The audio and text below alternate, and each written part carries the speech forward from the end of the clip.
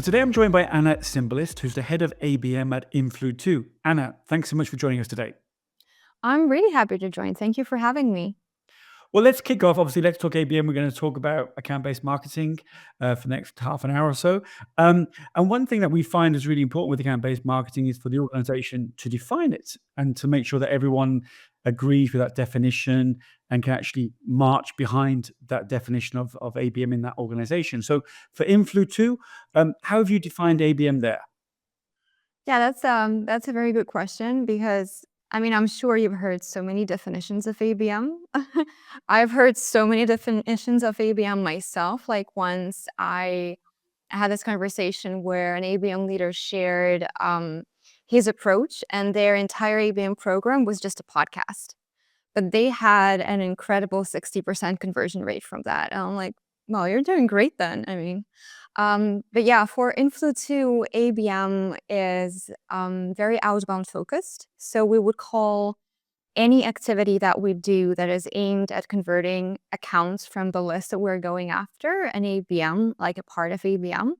So for us, that would include advertising that we do through our own product. That would include everything our SDRs are doing. So their sequences, their calls, them working with contact level intent. We will include events that I host as part of our ABM program because we only advertise that mostly to the accounts we're going after. And, events that we're going to, conferences, and that we know that accounts that we're interested in are going to be there. That's also part of ABM. And I really want to do some gift giving, but that's something I need more capacity for, basically. Yeah. So yeah, for us, ABM is something that we do to convert specific accounts. It's interesting. It's interesting you mentioned about gift giving as well, or the kind of the wider direct marketing, and there's some really interesting ways you can make that work for you. So let's just talk about the program there that you're running at Influ2. Just a few questions around that. Let's kick off with the first one. What was the original challenge that you faced there that you said to yourself, ABM is the right strategy to meet that challenge head on? So I didn't really have that challenge that told me I have to tackle it with ABM because I actually inherited an ABM program. I joined Influ2 as an account-based marketing manager, and then the head of ABM was our current head of marketing. So basically, I already had an ABM program in place, but I did face challenges, and the challenges is that we have a very defined ICP, and we optimized our ICP around retention. So that means I work with kind of a narrow pool of accounts. And usually what people do is, you build an ABM program and you just pour audience through that funnel and see who converts, right? And you just keep pouring and pouring, especially if your ICP is wide. But when your ICP isn't wide, you have to they're not pouring out, they're coming back. They're coming back to the top. So I had a couple of challenges. The first challenge was, how do I maintain the level of engagement with the audience for the SDRs to work with them? And how do I keep converting them? Because if you do the same thing over and over again, the conversion rates are going to plummet, and you're just going to have a ABM program that isn't working. So I had to keep converting accounts from the same audience pool, and yeah, I had to come up with solutions for that, and I can walk you through that as well. So a couple of questions on that, really, Anna. So obviously, it's customer expansion or customer growth, or is it new logo? When you said that your ICP is very narrow, and you mentioned about retention, so is it much more focused on existing customers? No, we focus on new logo. Well, I personally focus on new logo. From time to time, I will do some ad hoc programs for existing customers. When AEs and customer success comes to me and asks, hey, we have this opportunity, they are interested in this and that, let's promote it to them. So I'll do an ad hoc campaign for them in a program. But Yeah, I think like 90% of my time I dedicate to new logo acquisition. And then you also mentioned then that your ICP is quite narrow. Is that Well, yeah, yeah. I actually, so for me personally, I think selecting the right audience to go after is your number one priority. And I'm really grateful that I'm in a situation where the audience selection, it was a company level initiative where our ops did research and looked into a lot, data points that we could collect to see what makes a profile of a happy Influ2 customer. And let's not go into detail, but that's basically we figured out that the maturity of the organization really influences how successful they are at using Influ2. And also the industry, because we sell to marketers and different industries have their different approaches to marketing. So, well, SaaS isn't really an industry, but it's an approach. But SaaS companies, they really are among the trendsetters of marketing, and they are into tech a lot. So when a SaaS company, like a mature SaaS company, gets Influ2, they really know what to do with it, and they're very happy about it as well. It's a fascinating point. If I can ask you one question on that, you mentioned in there about your ICP and about you've done a lot of work around that to know which accounts to go after. And you mentioned something about one of the leading indicators of whether they're going to be a client or a potential good client of yourselves is the maturity of the organization.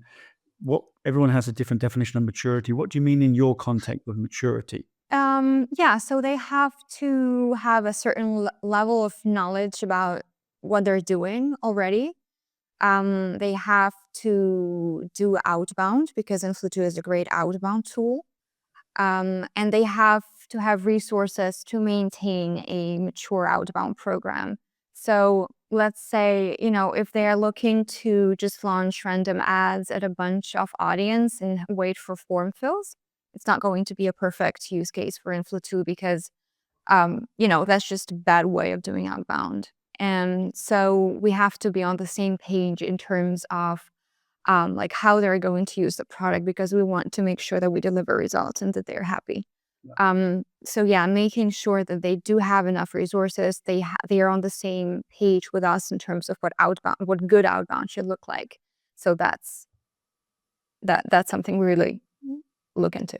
No, it's very good. I think, it's not dissimilar to ourselves at the agency where I work that we talk about maturity a lot as well. And it's about where they are on that kind of ABM journey. And if they're relatively immature in terms of how they're running their ABM program, if indeed they're running one, that's normally an indication that perhaps they need to look a bit more education first before they're ready to launch ABM or to get deeper with an ABM. And Go ahead. Sorry, Anna. yeah, a new term. I recently hosted this webinar about account-based go-to-market. So that is something like that would be a perfect customer for us because um, when an organization treats ABM as a cute little experiment where they select like random top 50 accounts they want to convert without giving it a lot of thought, then it's not a mature approach to ABM. But a mature approach to ABM is when, you aligned on the audience with your sales, with your customer success, with everyone, that you're bringing the right type of accounts in and that you're converting the right opportunities for sales to be happy about and then for customer success to be happy about as well. Because customer success is often in the trenches figuring out like what did you promise you know um so yeah, and I think when you're aligned on the audience you get buy-in from entire organization on this account-based approach, and I think that's crucial because you will get the support, you will get the budget, and everyone will understand how exactly you're contributing to business goals of the company rather than treat it as like a fun cute experiment to see if you could like a few personalized content pieces can convert someone. Yeah, no, very, very good points. I think you won't hear me arguing against anything that you just said. So they're all really, really good points. And I think that alignment, um, that the company aligns around the kind of accounts and the customers that they want to have and keep and grow is absolutely. Talk to me there, Anna, about the experience. So obviously you talk about new logos, you talk about, using your own technology. You're very clear about your ICP. You're very clear about the maturity of those kind of organizations that you want to work with. Tell us what kind of experience do you take them through? I mean, paint us a picture of what kind of they how do they see you? Yeah. Yeah. Okay. So as I mentioned, we keep working with the same audience. So to make sure that their experience is unique every time, we have the system where we have engagement cycles. So during your first engagement cycle, you will go through a set of ads that will be shown to the prospect while they're being outreached by the SDR team. And like a lot of things happen during those 3 months. So it's going to be just like value proposition, thought leadership, trust. You'll get a sequence, like the entire buying committee will get a sequence from the SDRs and cold calling. So we'll be trying to actively engage you with the content and the actions that we have. And the engagement cycle, some of the cool things from the engagement cycle, let's say during the research, we identified some traces of code of technology that we think works great with Influ2 or that we compete against sometimes. So, our research team will mark that in the CRM, and that would automatically put the prospect from that account into a pre-made set of ad campaigns where we talk about that, where we address this specific point. And that's one of the level of personalization that I have. And actually, because we do contact level advertising, very often when people hear about it, they're like, oh, great, this is a great tool to do one-to-one on scale. And it is like you have the technology to do that, but what people don't understand is the level of one-to-one that you need to have on every stage of your program. So it's not just like slapping a logo on the creative and serving them like a random landing page. So yeah, I'm kind of going away from the topic. Let me go back. So yeah, so you'll have a 3 months engagement cycle with different types of personalization, but where I actually segment audience based on the information that we have about that segment of the audience. If that doesn't work, we will send the account to nurture. And nurture is like low intensity brand awareness, 3 months time. But the aim there is to stay top of mind, because very often, your engagement might have been amazing and worked, but it's just not the right timing. They don't have the budget or something's incorrect. So staying top of mind and being just a click away from your prospect is something that I really believe in. Um, yeah, and then once they are ready, we recollect the buying group and put them through another engagement cycle. And in terms of content, that engagement cycle is going to be, well, hopefully like 70% different from what we've shown to them previously, because, we update the content based on its performance, you know, weekly. Yeah. So, So to summarize, you have a kind of an engagement cycle, as you mentioned, 3 months that you take them through. You monitor the level of engagement, both from the SDR and from the actual paid media and the various channels that you're actually looking to target the audience with. And you also kind of break down the decision-making group or the buying committee and try to talk to them almost on a one-to-one level. And then, another go ahead. Sorry, go ahead. Yeah. I just wanted to add. So another thing, I gave you the overview of the account, but actually another thing that I've done in order to keep the level of engagement is divide our buying committee by personas. So different people in the same account will have different experience. And there is a couple of factors that affects that. So what type of persona that is, and also their personal, online media consumption habits. So thanks to using Influ2, I don't have to play this betting game of, what channel am I gonna launch ads to? I upload everything to Influ2 and the algorithm finds them where they spend time. So, let's say you are a VP of marketing who doesn't do social media and just likes reading online articles. So we'll be hitting you through those websites with ads. Or let's say you are chronically online and you spend your time on Facebook a lot. So that's where you're going to be having, that's where you're going to be seeing ads. So yeah, our it's going to be different experience. It's going to be different content that we're serving, and that's actually like dividing the audience by persona is something that helped me keep the engagement level really high and even increase it with the old audience.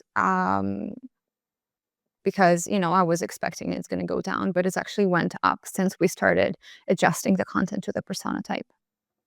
That's fascinating. Did you just say they're chronically online?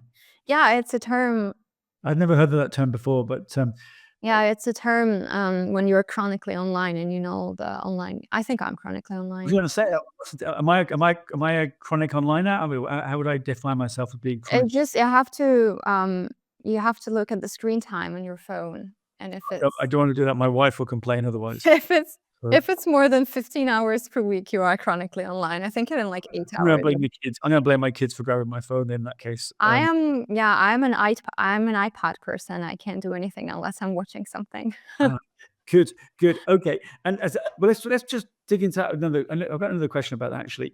Um, Actually, before we do, just one second. So, talk about the campaign and the experience and everything you take your target accounts through. Um, a question around attribution, measurement.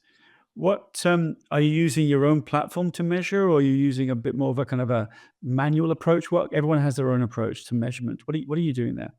Yeah, everyone does. So, on a strategic level, we measure ABM influence and pipeline and revenue. So, um, basically, the goals that I have, they are all tied around pipeline and revenue, just like the salesperson.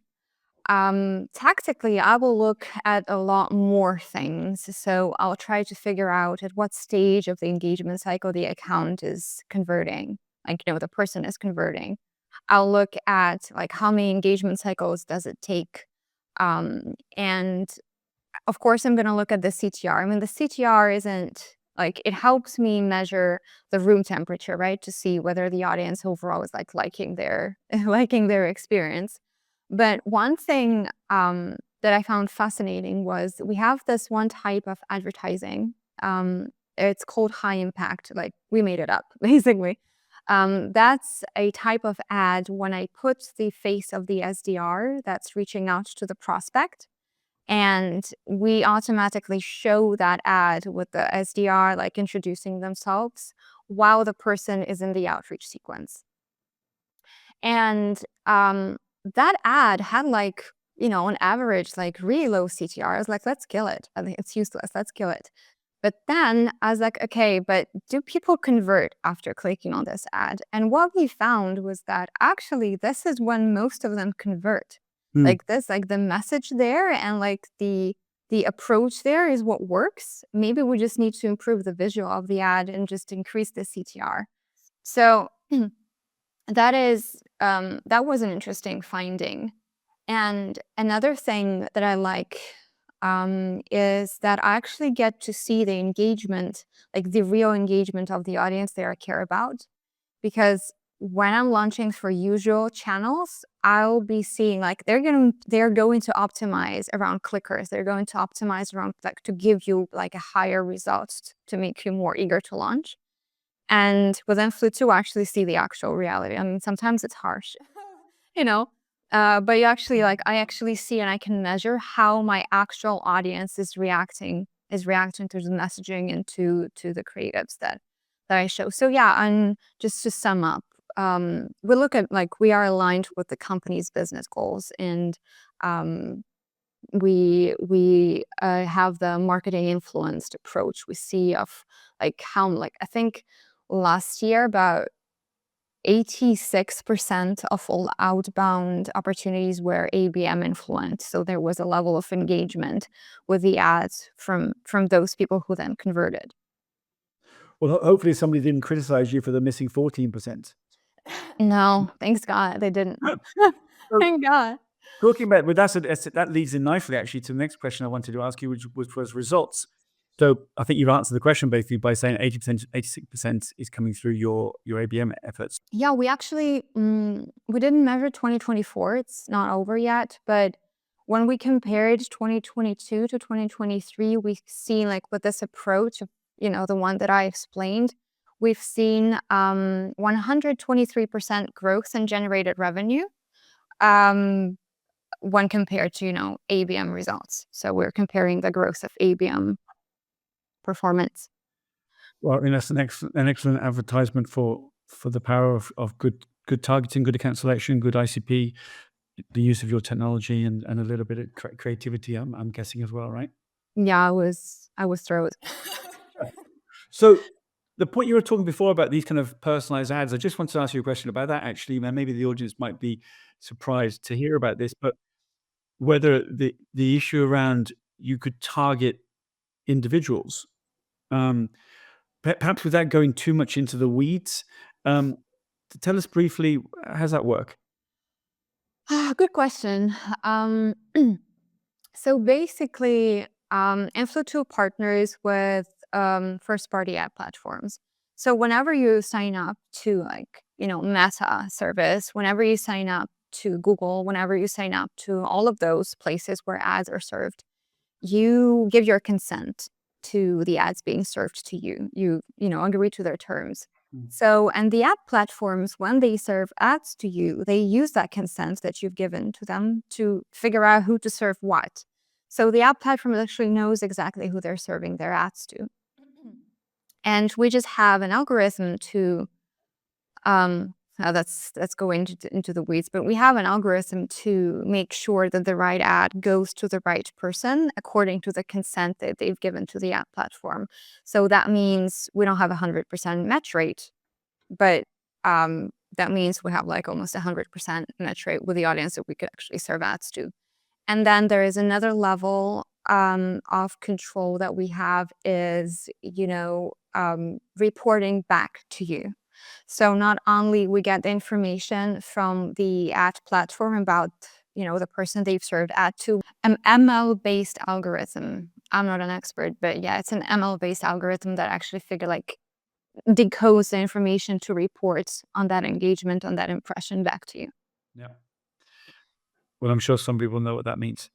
But Hopefully, I yeah, mean, we'll see in the our com developers will definitely know, but no, no, your team is 100%. And okay, I mean, that's fascinating. You can reach that level of granularity. But linked to that, you mentioned something before, which I thought was interesting around the word interest.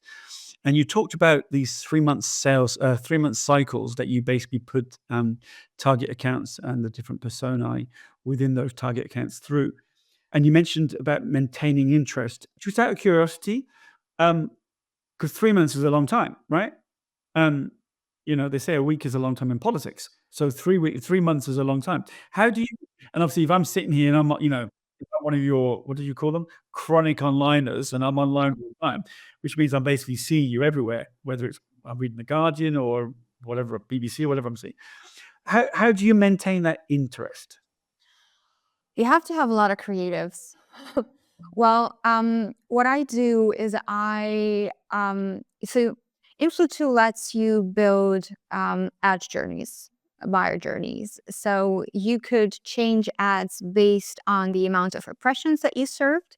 You can change ads based on the time the person has like been seeing this ad, Mm. based on the number of clicks they did on the creative. Um, and basically, what I do right now is I change the creative every 2 weeks. So you see different content constantly. And why 2 weeks is because, based on my personal findings, basically, creative usually works for 3 weeks.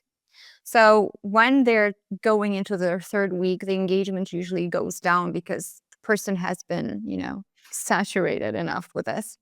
So yes, regular change of creatives. And then another thing that you can do is, um, let's say, hmm, if you have a situation where you have different offerings, right? You're selling apples, you're selling pears, and you're selling cherries. If the person engages with creatives about apples, that means they're interested in that. So to keep a level of engagement, uh, you can continue serving them information about apples, right? So that's the topic they're interested in. And basically, if I have a creative that talks about Influ2 in terms of ABM and the person engages with that, I'm like, okay, so they're in the mindset of, ABM, and they like the context that I'm using here. So I'm going to be sending them more into the direction of that context. So that helps me really route the audience between the creatives that they will care, like hopefully will care about and Yeah. engage with. Well, I think that's something we might need to dig into a bit more on a part two of this podcast with you. But one thing that just struck me when you were talking there, with regards to obviously a lot of talk about ABM clearly is about getting personal, right? And obviously there's a lot of negative noise out there in the market talking about technology and that ABM is not technology, etc. Where do you stand on that in terms of how the kind of the balance between the use of technology and the use of personalization, which actually talks to individuals or the individual accounts or the individuals within those accounts that they say, actually, do you know what? Influ2 actually understands me, and they're showing they understand me because of the way they're talking to me. Where do you see the balance? So, very often, what I hear is when people talk about personalization, they go on a personal level um, of the individual. And so you end up in a creepy situation. Like I was once researching, I fall into that trap too. I was once researching a prospect, and I ended up finding that's a funny story. I ended up finding like a whole photo album of the prospect with his wife in 2002 in Thailand. And I was like, now I've seen like why I was digging up information like how do I personalize? And that's a creepy that's a creepy situation. I was like, this is not gonna help me. So when we're talking about personalization, you can go the creepy way, which I don't recommend. Mhm, mm. You can go the AI way. Another story I'm really eager to share. I had a demo of a product, and they suggested that they can do AI level personalization, which I just think was like Chat GPT in a wrapper. But basically, I was like, could you please like demonstrate me some sort of personalization that you offer? And AI suggested, hi, John, whoever, taking your, I'll never forget this, taking your experience in marketing and brewing with brewing. He probably was a marketer at like a beer company or something. And brewing, we think our solution can help you with your unique challenges. And what kind of personalization is that? So that's another route that people sometimes like taking when they're trying to scale. Personally, I think that personalization in B2B is about understanding your audience and catering to their business needs, right? It's also on a personal level, hitting your goals, quota, stuff like that. But basically, understanding the use case and understanding how your product can help them achieve their needs. So figuring out what their needs are and building like a playbook around their needs with their product is something where what I think personalization is. That's why we do technographics campaign. That's why we do persona campaigns. That's why you know I'll look at the close loss reasons, and maybe sometimes I'll be able to segment accounts based on the input from the sales context that we already have with them, Mm. and have a campaign for them because the context is very similar. And I think that's the personalization that people are expecting. They don't want you to know the name of their dog in your email outreach. They want to know how your product is going to make their life easier at work. Yeah, it's fair point. I mean, I think the word creepy there is interesting because I think that's the thing you need to avoid. And you and I, we both get bombarded with a whole bunch of creepy messages all the time. At least I do in my inbox. People purporting to know me and they don't know me, and they've just seen three things about me online, and they've pulled those three together. But it's an interesting idea, really. Yeah, I don't really get a lot of like nice personalization for some reason. I usually get, hey, brackets, name, comma, Anna, some like stuff that like botched email outreach. But Yeah, I don't think people don't really personalize their outreach for me, unfortunately. I think I you're wish right. I them the think best. personalization that really works is are you actually talking to me? If you think you mentioned before about value proposition, so the value proposition in ABM is, what is it that's different about me when I want to talk to my customers? It's not it's not what you're telling the market, it's what you're telling me. And then secondly is then, do you actually understand what we're trying to do, what our challenges are, where we're trying to head, what's our agenda, what keeps us awake at night? Can you actually show that you understand that? And therefore, is your solution, is your product aligned to that? Can you show me how it is aligned to that? Is it answering some of the questions that we've got open at the moment? And obviously, from an individual point of view, the personalization that comes in much more from an individual point of view is, well, what's my role in this whole thing? Going back to your point around the buying committee, I may well be the CFO in that buying committee. So clearly, I've got some issues and objectives and concerns about how we go about, because maybe I was burnt on a previous buying decision and we made a wrong decision and we got financially burnt. So therefore, I'm a little bit kind of wary. So how do you make sure that you address my concerns? So each individual, as you talked about in the buying committee, you can personalize to them as long as you have the information that you can find about them, or you've done some research or some insights, and then tick those off basically. Um, one thing else. Go ahead. Sorry, Anna. Go ahead. No, no, no. I was just agreeing with you. That's an unusual thing, but thank you for. So, one thing I was going to ask you. I know when we were talking before this recording, you mentioned to me that you also run pipeline progression programs, which I think is really interesting. Can you? Because obviously, you've got something in the pipe. It's actually working through, so it's not a fresh opportunity. It's not. It's actually at some stage. And you basically help the sales teams to kind of close those deals. So could you share an example of how you do that? Sure. So the product lets me build journey around the stage of the opportunity. So we have, like, let's say, I remember, 8 stages. Let's say you have an opportunity with Influ2. Once it's in a scheduled stage, I'll start showing you the face of the AE that you're going to have a call with, thanking you for finding the time to actually meet with them. Then once the opportunity changes, like the call takes place, the opportunity changes the stage, I'll be showing you another content that automatically, because I have this like preset in the product, like you will move to a different set of creatives alongside with the buying committee that we have identified. And you'll be seeing different ads there too. And I have like a few ads in there just in case, like I don't know exactly how much time this stage is going to take. So I make sure that you have enough content to consume that, it's not haunting you with the same thing. Yeah. Then, and just think about it, what sales people usually send to their prospects on different stages of the sales cycle.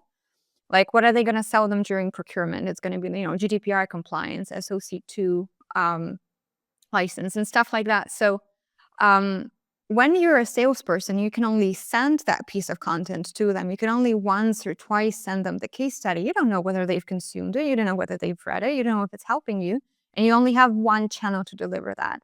So when I have the ad channel, I can actually make sure that they read, if they don't take the time to read the case study, I'm going to show it to them in bits and make sure that they understand what we're talking about. And, it's just giving me and the sales a new channel to interact with their audience. And it's also a very nice way to communicate with the people. Sometimes you have people who are on the call and they're just mute and no camera. They're just there. You don't know who they are. They never talk to you, but you want them to consume some sort of content. So I'll be doing that through ads. And yeah, our salespeople are actually very keen on that. They will hunt me down if I'm not serving ads to some people. They're like, you have to, like, what can we do to make them see it? So yeah, and that's an experience for every opportunity that we have, not just outbound, but everyone who comes in through any channel will give them that sort of experience. And again, for me, it's extra valuable because I'm demoing the product to them through their experience. So that's why I put a lot of effort into this. Yeah, yeah. So perhaps linked to that, actually, when you talk about the different people on the call and that you can target them, etc. You one thing that you said that I made a note of it when we were talking prior to this call was that you talked about that your ABM program is kind of used for the word was aggressive targeting, which I thought was a really interesting term, really. And I think you explain what you mean by that because I think it's an interesting concept. Well, I think what I meant by aggressive is more precise because I use targeting for going after specific people. I'm not using targeting to boil the ocean and see what comes up, see what comes up. I'm not using targeting to do random brand awareness. I'm using targeting to do brand awareness, value proposition, like any sort of thing you can do with targeting for specific people. And like I'm not in a situation where I can just be like, oh, it's a 95 to 5% ratio of who's in market. I have to go after those people and I have to convince them that, hey, like if you're not in market, you're missing out. You have to be in market for us. And that's outbound, that's like outbound, it's kind of aggressive, right? And ads are usually just there. They're like, in somewhere in the background, and it's really hard to measure their influence. So what I mean is I can always measure my influence and I always go after the like, specific people. I love that quote. You can always measure your influence. I think that if you're looking for a T-shirt for Christmas, maybe we should send you one with those on with that on it. Yes, please do.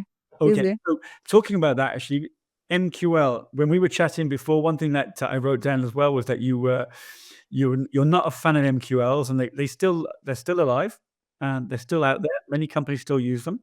Um, Tell us why you're not a fan of marketing qualified leads. Well, I know why they exist, right? I've used that approach myself and I kind of had my burns with that approach. I think like everyone else did. Like, I mean, you need them. What are you gonna do? Like you're gonna look at the conversion rates, see from MQL to SQL, SEL, blah, blah, blah. And you will be able to do some predictions for your budgeting and for your goals. But MQL, like the issue that I see with MQL is first, you don't always know the quality of the MQLs that you're gonna get, and it changes. Like something that happened to me in the past, in the previous organizations, we're like, okay, we have this MQL goal, right? And we figured out that that an amazing channel for MQLs that convert at a great level is Capterra paid search. And we're like, okay, let's put more money into Capterra paid search. And it didn't work. That we didn't get any more leads. The paid search became extremely expensive. And it's just like we exhausted the channel. So we're like, okay, let's do content syndication because we have this MQL goal, right? And we did content syndication and it brought us like more leads than we could ever hope for, but they were all disqualified by the sales team. And we ended up in a situation where we didn't have like the conversion rate that we expected. And also the sales hated us because, they had to spend 2 months disqualifying 300 people. So when you're optimizing, like when you're looking at MQLs as your main, like one of your main targets, you are optimizing for something so early in the funnel and something really unpredictable sometimes that you could be setting yourself up for failure. And another issue that I have with it, okay, let's say you bring the right MQLs. Let's say they're converting at the rate you're expecting. What happens to them after they are a customer? Like, are they opting out? Are they churning? Like, are they a happy customer? Are they your advocates? Like, how is it affecting the company in the long run? And if you don't see this, like if you're not optimizing for the long run results, you might as well be creating a bucket with holes in it, right? You're just, you'll end up in a situation where the amount of MQLs that you need to generate to hit your growth targets becomes, crazy. Like it becomes impossible. So that's the issue that I have with MQLs. I think it could be your hidden enemy when it comes to planning. No, I think your point there, Anna, that we've all been burned. We have all been burned by MQLs, and we've also burnt a lot of people along the way, right? In terms of throwing hundreds of MQLs over the fence to our sales colleagues, and then wondering why on earth they're not dealing with them. And they were right. basically, the sales teams were right and we were wrong, basically, in those previous lives that we lived in the MQL worlds. And it's interesting, actually. One of the recent guests on Let's Talk ABM, Nora Conklin, who's principal analyst at Forrester, she says that a lot of the talk that she's seeing now from the market, from their customers and the kind of the research they carry out, is that LTV, lifetime value, is turning into kind of the North Star for many ABM programs. And it goes to your point about, well, what happens after you win? Do they turn into a great customer, or are they a lousy customer? Do they disappear after 6 months, 12 months? Are they more hassle than they're worth? And I think lifetime value, actually, if we could all kind of move the ABM ship somewhat towards that as a North Star, that wouldn't be a bad thing.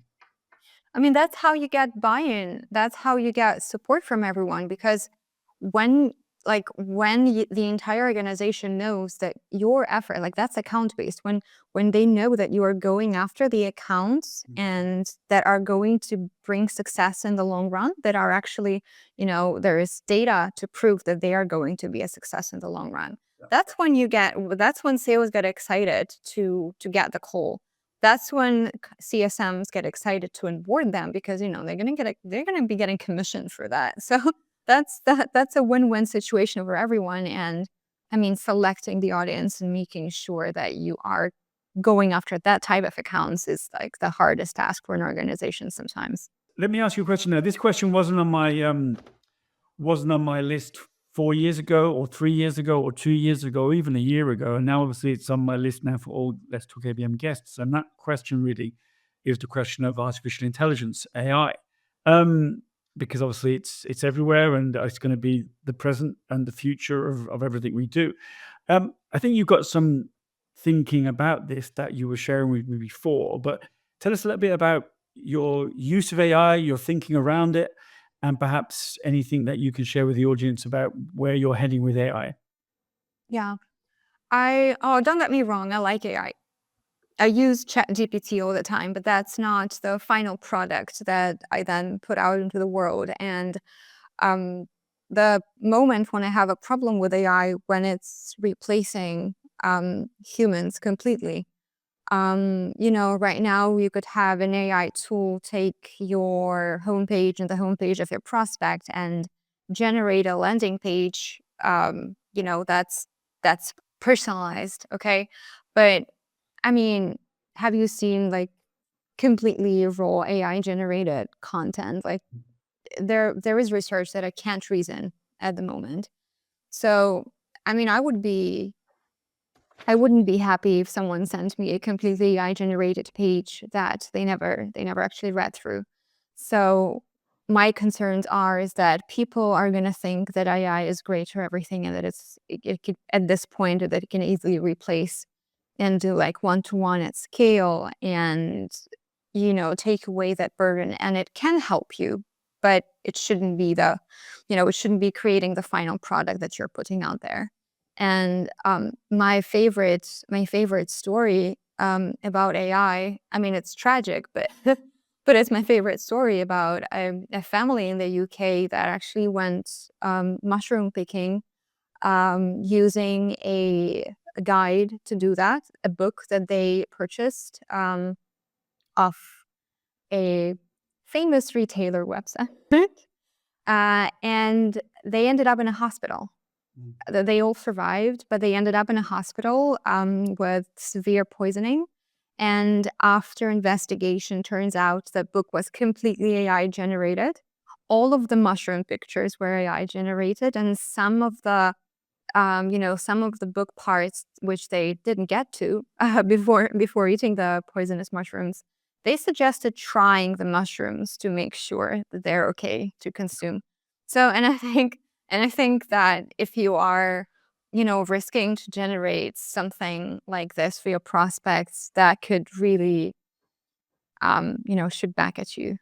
Um, so yeah, that's I think it's not ready to replace humans in this term. Yeah.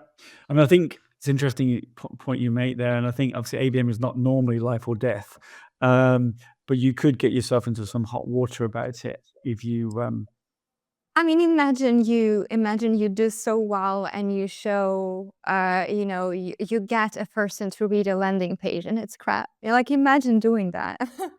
No, or And even the information is erroneous. And there's that famous book. I don't know if you ever read it, because obviously you're a bit of a linguist and a scholar.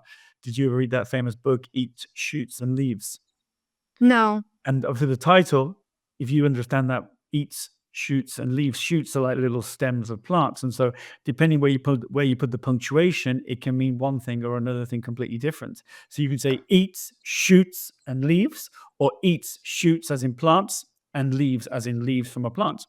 So the danger in the syntax, in the grammar, in the context is everything. And I think AI. I think I was reading something interesting the other day, and I thought that's probably where we are today. Who knows where we're going to be in a year or 10 years? But a lot of people may well have filters that they actually start to filter out rather AI, because you don't want to see it, and you may be Yeah. maybe we're going to be able to actually look at two things and say, oh, actually, you know what, that's much more human generated and that's much more AI generated, and I'm able to decipher which one is which, right? I mean, what LinkedIn is doing right now, I post on LinkedIn occasionally, and they've recently introduced this feature that suggests AI to help you improve your grammar, change it a little bit, or maybe help you brainstorm a topic that you want to post about. And I mean, AI is great to help you brainstorm, even though there's now research that people who use AI to brainstorm are less creative.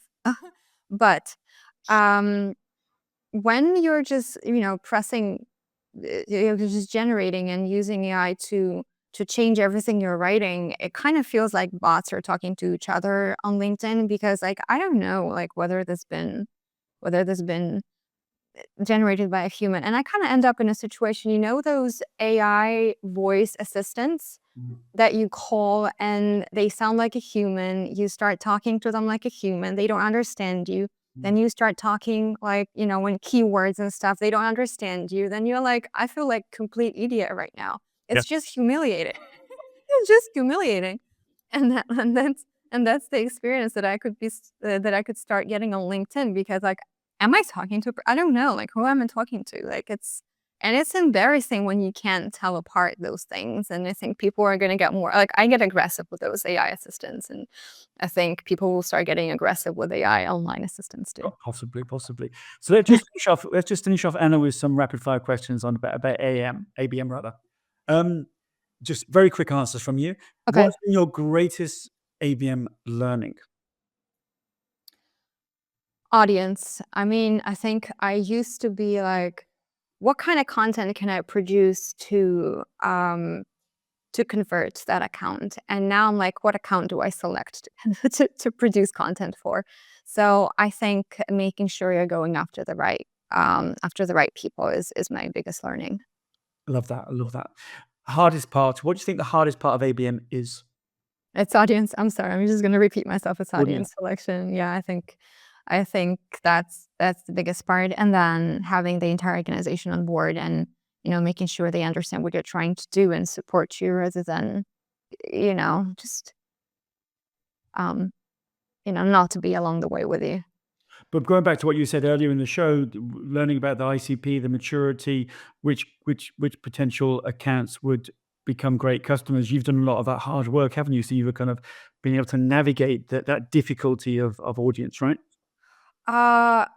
Yes, and that is really thanks to a lot of people in the organization. Our CRO, who oversees sales and customer success, so he is able to see that correlation and realize that there are some things that we could look into to improve our ICP.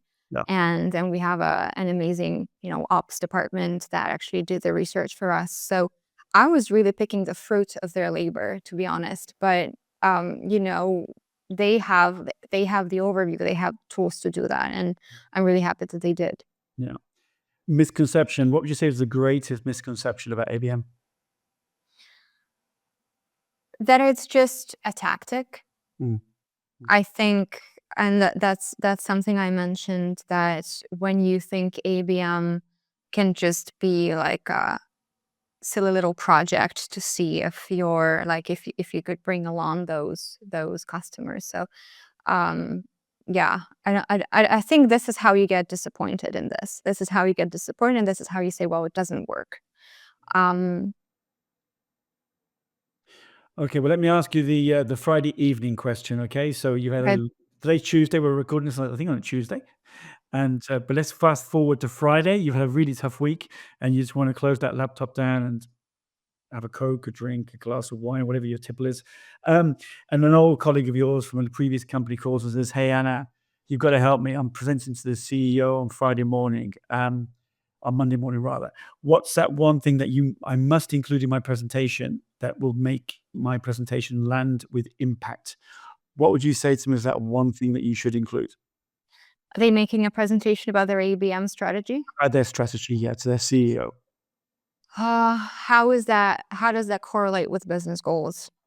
I mean, if they're presenting to the CEO, obviously, like how does that align with the CEO's goals with the strategy? How is it going to make them look like a better leader? Yeah. Um, and yeah, that's my answer. Like you have to be very strategic about what you're doing and how that like results are you gonna expecting. Yeah. Well, Anna, thank you for sharing your ABM journey with us today. And I wish you and the whole team there at Influ2 every success in the future. Thank you. Thank you. Thank you so much for having me. It was a pleasure reflecting back on everything I've done in the past 2 years. It's really helpful, especially in the time of 2025 planning. Good stuff. Well, thank you. Yeah.